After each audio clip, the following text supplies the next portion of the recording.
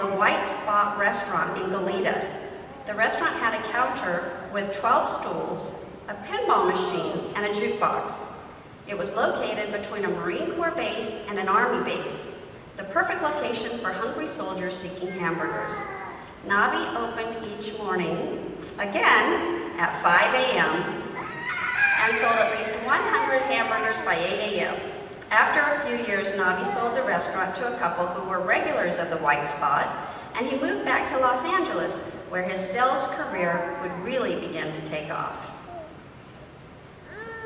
About 9 years into his wheat germ and linseed oil cure, Nobby met Pat.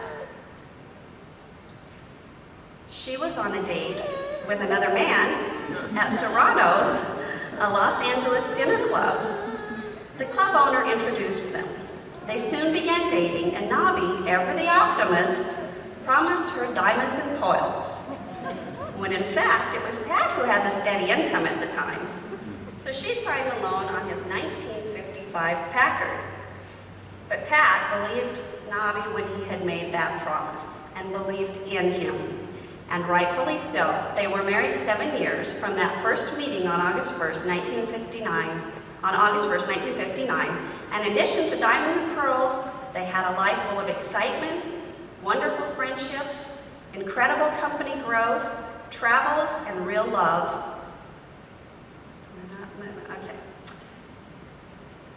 Wonderful friendships, incredible company growth, travels, and real love, along with that Packard, which Nobby kept for the rest of his life.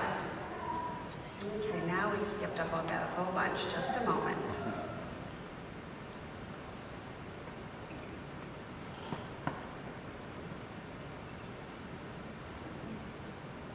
There it is.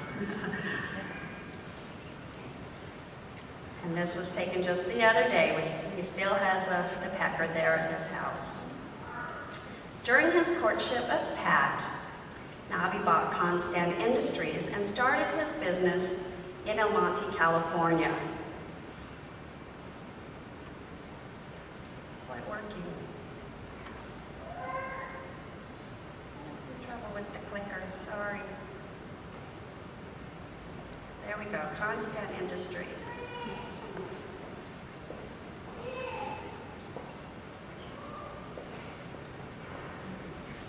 Started his business in El Monte, California, if any of you remember this building. Not long after that, he started a business with Lee Trent, selling Sunvita, a food supplement.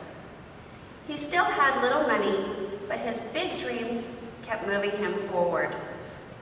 In 1959, right around the time he married Pat, he acquired Abundavita, and with it, Leonard White.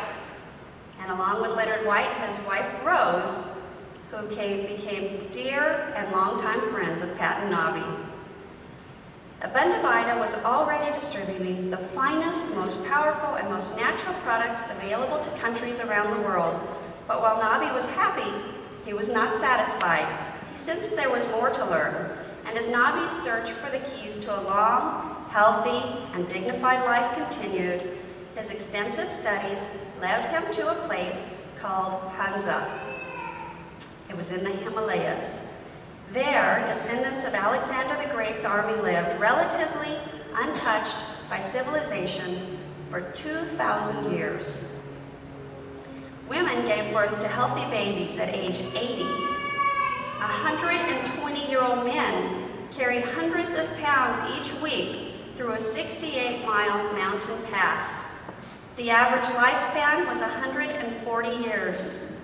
When Nobby discovered Hunza, he moved heaven and earth to get there, to study this remote and perfect expression of natural health and well-being in person.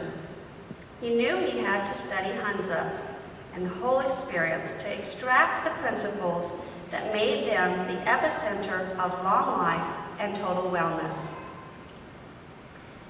What Nobby discovered in Hunza formed the basis of all his future work in health and wellness. It was Hunza that he learned the 6 laws of health: sunshine, fresh air, pure water, proper exercise, sufficient sleep, and natural foods. He returned from Hunza energized and on a mission to share these principles with the world. His mission became to help people help other people. And this motto became the inspiration for both his quest to sell health and wellness products and his approach to sales. Nobby firmly believed that it was better to give than to receive, and that the more you give, the more you receive. He believed that direct selling gave him the chance to share an opportunity with others and help them to learn, earn, succeed, and he felt that giving this opportunity was far more rewarding than making money. He would always insist that something miraculous happens when you make a personal connection with someone and can help guide them to fulfill their needs and wants and realize their dreams. To Nobby, the greatest asset of direct sales was the people, and he loved being able to share his abundance with his dedicated staff, consultants, and directors around the world. With his passion and this approach to sales, how could Nobby not become wildly successful? His businesses continued to grow with the purchase of Sculptress Bras in 1963. That acquisition brought Phyllis Krukenberg to work with Nobby. She continued to work with him for 47 years and became a trusted assistant and close friend.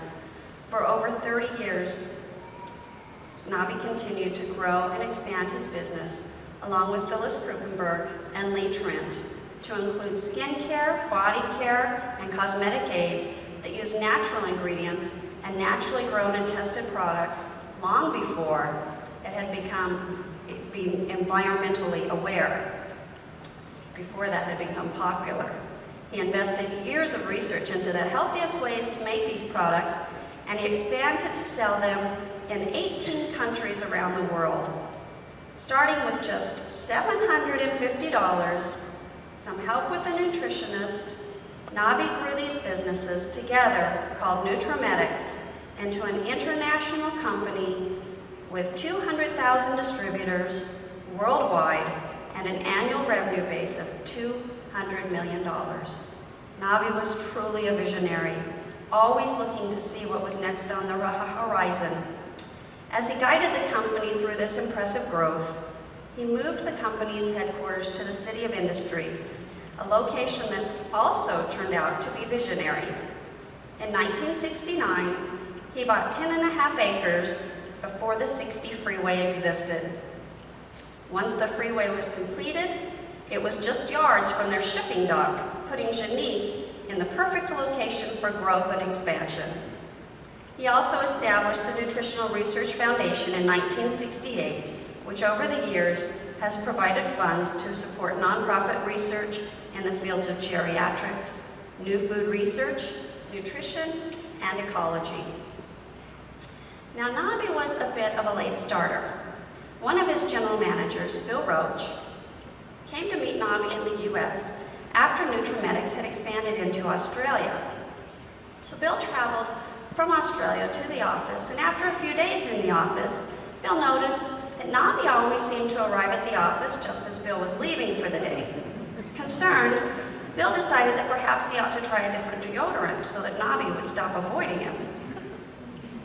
But those employees who worked with Nobby more regularly understood that this was just one of his quirks. They became to expect his late arrivals, just as they knew that if they ever submitted any paperwork to Nobby, they would be subjected to the red pencil attack. All of Nobby's red pencils were this short because he was always marking up your work until it looked something like this.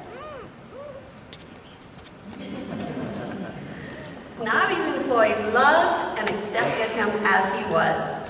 Various employees have described Nobby as having undying energy, intelligence, and dedication, as having an excitement for life that is contagious, as an extremely interesting, charming, decisive, and vivacious man. As one employee said, there is not a more generous man on earth. As you can tell, Nobby worked tirelessly for his company for years. In 1991, Pat thought it might be time for Nobby to sell Nutrimetics and give retirement a try. At her request, he sold Nutrimetics, but only the cosmetics and skincare lines.